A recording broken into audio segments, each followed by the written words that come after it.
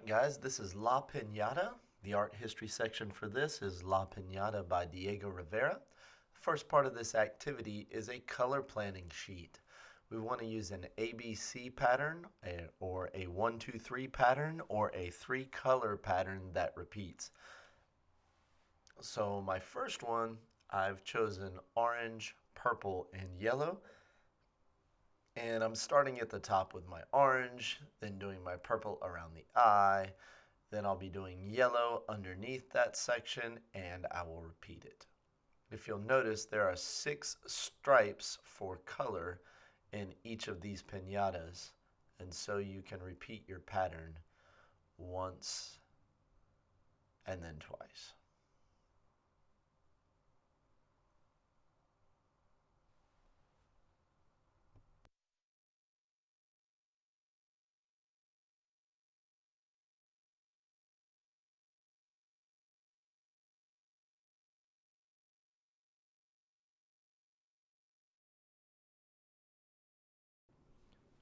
One important thing to consider is that piñatas are made for celebrations, so brighter colors tend to be the best choice for this particular project.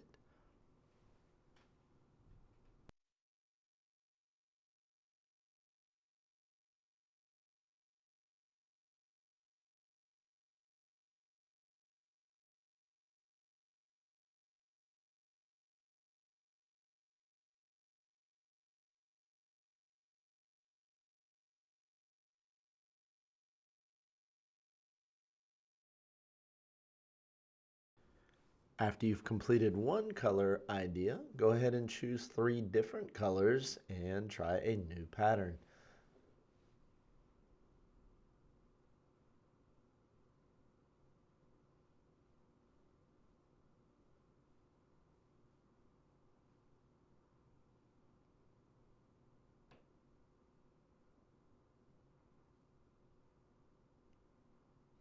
It's a good idea to mix up your warm and cool color choices. So if I'm doing in one color pattern 2 warm colors and a cool color, then I'll come back and try 2 cool colors with a warm color. So in this case, I'm doing blue and green with orange. My blue and green are my cool colors, and my orange is my warm color. And the first color pattern I did, my yellow and orange are my warm colors, and I did one cool color, purple. You might also try all warm colors because they tend to be bright and warm, and you might also try 3 cool colors just to see what they look like. Mix it up a little bit and see what you like the best.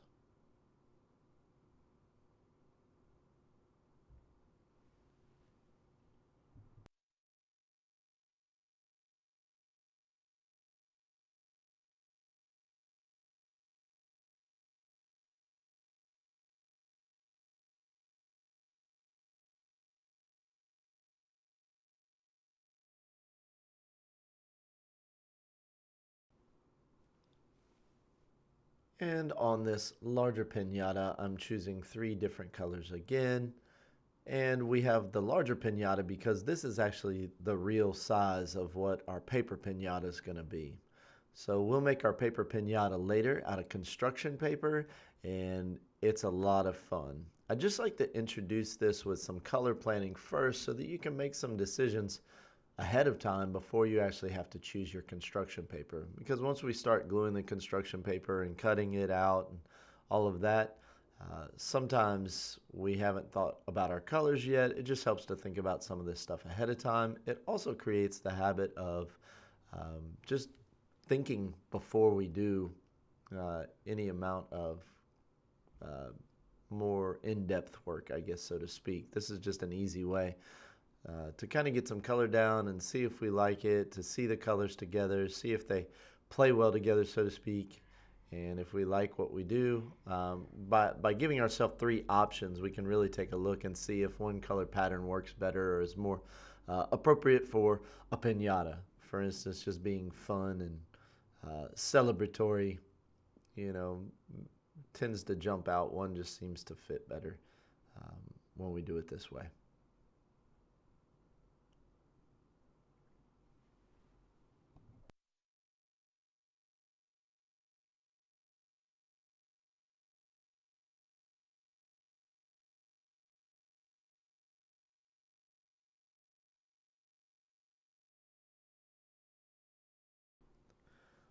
You can see on my final one, I chose all warm colors, our red, orange, and yellow warm colors from the color wheel for this one. And I like it, but there's something really nice about the contrasting cool color that we get with the orange, purple, yellow, orange, purple, yellow. So kind of like that too. You might also consider what colors are complementary. So if you haven't thought about that before, red and green are complementary, yellow and purple are complementary, orange and blue are complementary. So when they're next to each other, they obviously look brighter or stand out more, which is definitely a good thing to be thinking about when you're doing something for a celebration.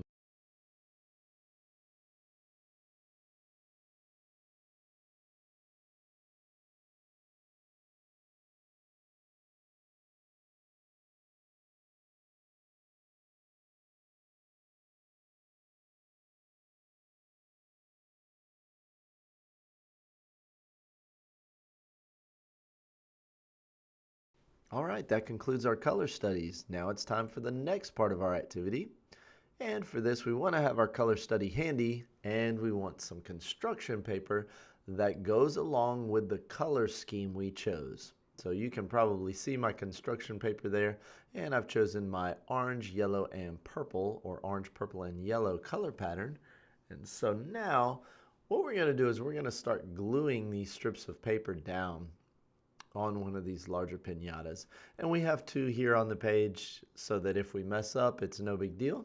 We also have a third paper piñata sheet, and this is kind of our backdrop. So we'll use this and a piece of construction paper. Oh no, we're not using construction paper for the background. Sorry, my bad.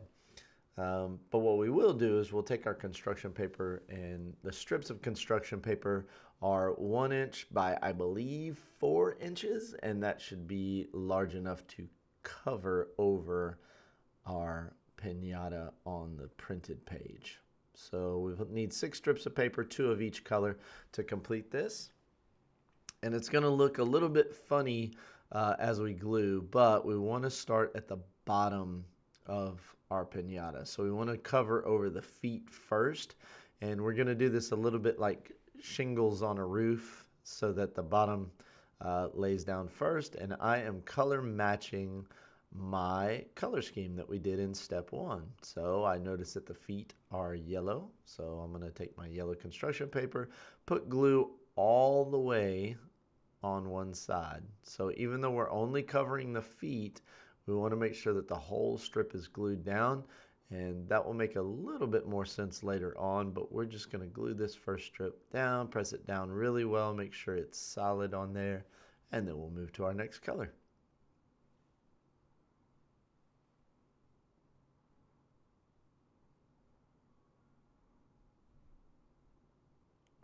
All right, we'll take that purple, and this time we want to overlap the first color we did a little bit and make sure that the top edge of the construction paper is lined up with the line on the printed piñata. And I understand we're losing some details, but trust the process. It's going to work. All right, next color is orange. Again, we're putting our glue on there, and we're going to flip that over. Again, we want to overlap the purple color here, or the color we just did, and make sure that the top edge of the construction paper is lined up with the line on the printed piñata. Okay, this repeats our pattern now. We have the yellow, purple, orange. So we start back with yellow and repeat the process one more time.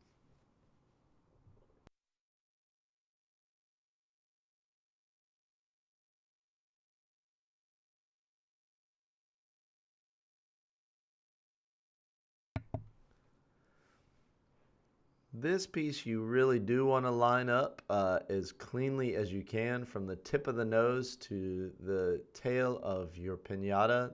It is pretty much exactly 4 inches. So you have to be pretty careful on this one. And then after that, you've got plenty of construction paper to cover.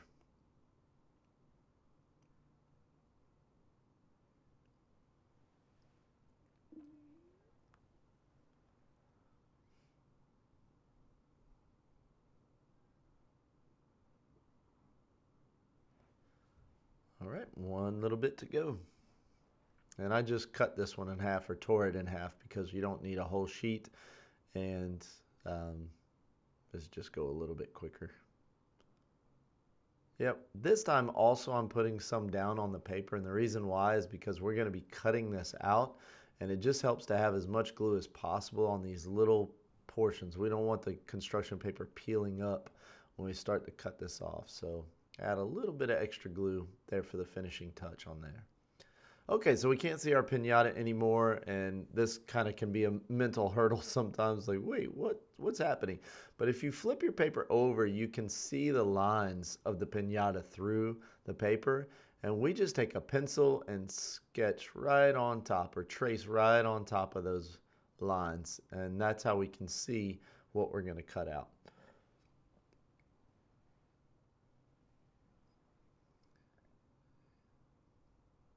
And for those of you who are teachers, you can actually do this step first if you think it will help the kids.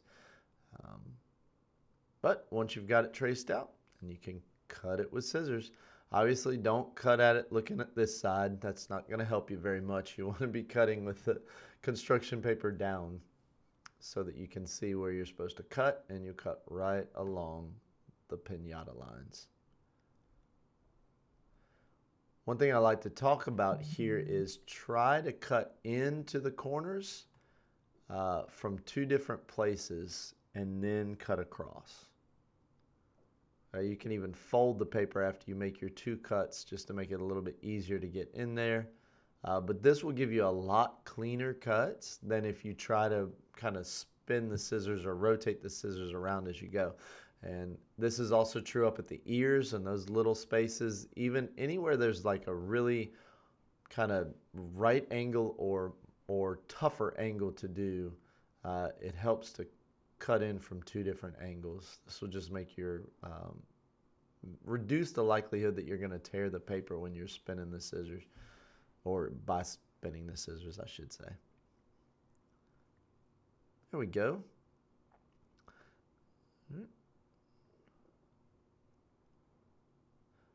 Now, when I go around here, this makes sense to kind of turn the scissors. You get a little bit of a rounded nose that way.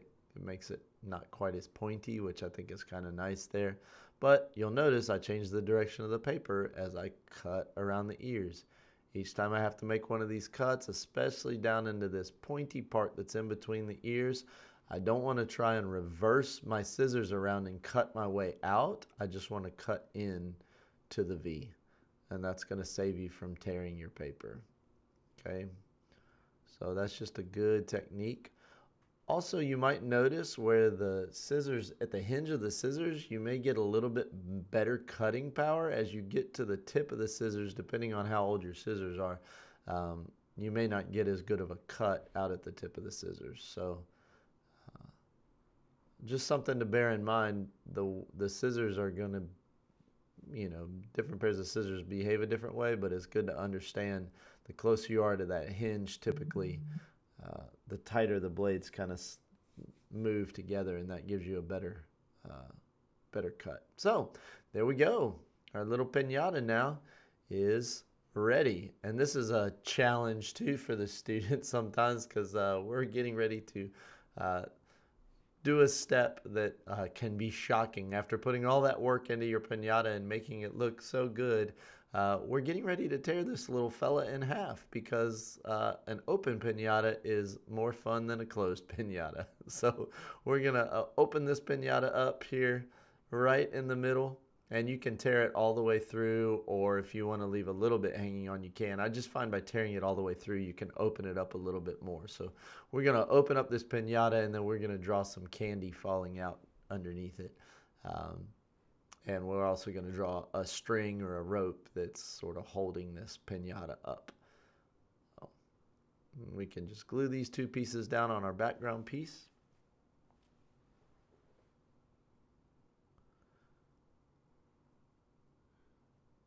And you want to be careful to glue your piñata so it's both open and also inside the space.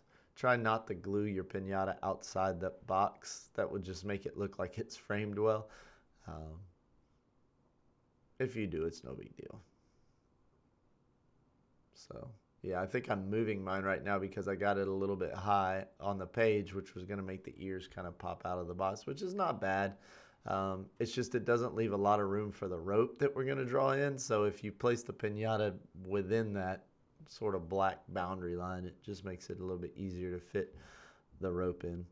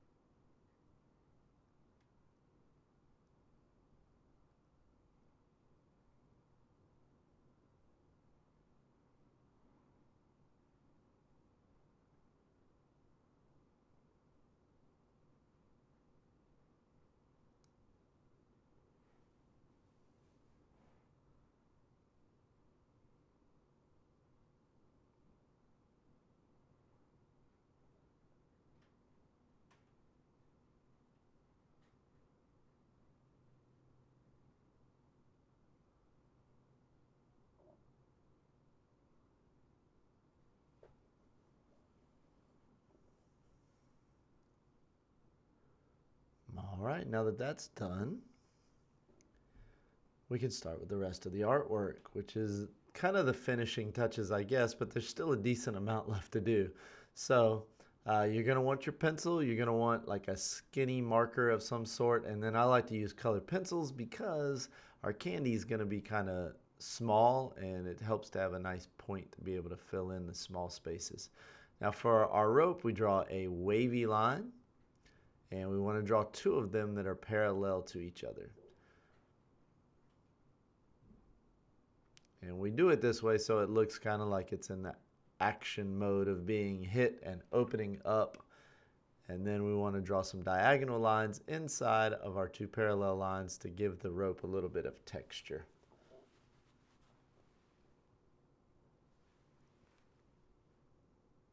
Okay, and then for our candy, it's going to be circles with little triangles for the wrapper on either end. And you can also do some rectangles with little triangles for the wrappers. So this is just to imitate candies that you might find at the store or that you might expect to see packed into a piñata. It also is great for practicing your shapes. And then you don't want to draw them all going in the same direction because they're falling out of the piñata. You want to make the candies look like they have rotated as they fall down. So where you place the triangles on your squares or your rectangles and your circles will also change the orientation of the candy as it's falling through the air. Remember, you're going to be coloring these in, so while they're small, you don't want to make them too small. Give yourself some space inside those shapes to be able to put some nice colors. And I think the more candy, the better. So I'm going to draw several pieces of candy. If you only have like 3 pieces of candy falling out of the piñata, it's not going to look as exciting or as fun. And we're trying to make this piece look festive and fun and exciting.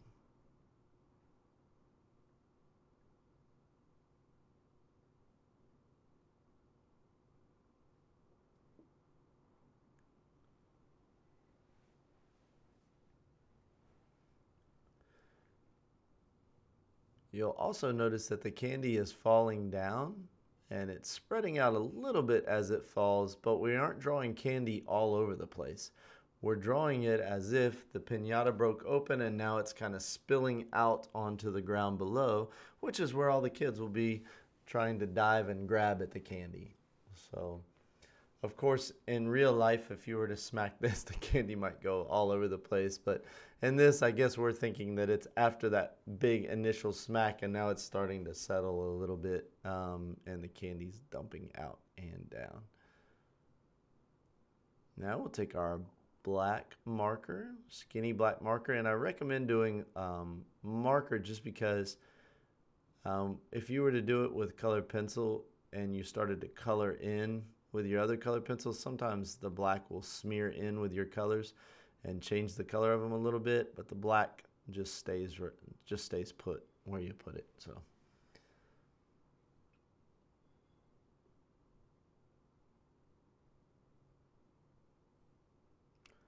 Little advanced art tip: if you draw your diagonal lines with a little bit of a curve to them, you can make the rope look a little bit more realistic.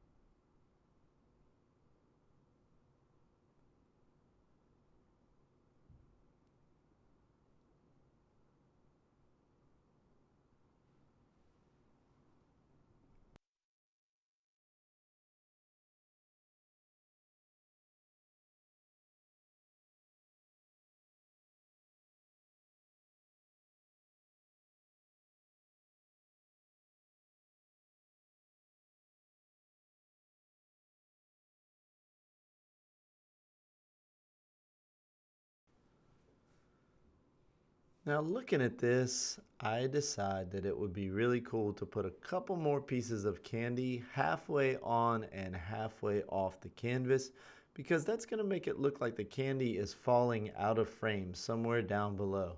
And that just adds a little bit more intrigue to the artwork. Once I finish up with that, it's time to put some very colorful candy in there. Think about all the different candies you might like to have falling out of a piñata. I know when I did pink, I was thinking of bubblegum, but I also included all different kinds of colors because I like butterscotches and I like strawberries and cinnamons and apple candy and lemon candy and lime candy and grape candy, and each one of those has a color that's associated with them, even blueberry candy. So think about the different flavors as you're coloring in the candy, and that just makes it a lot of fun.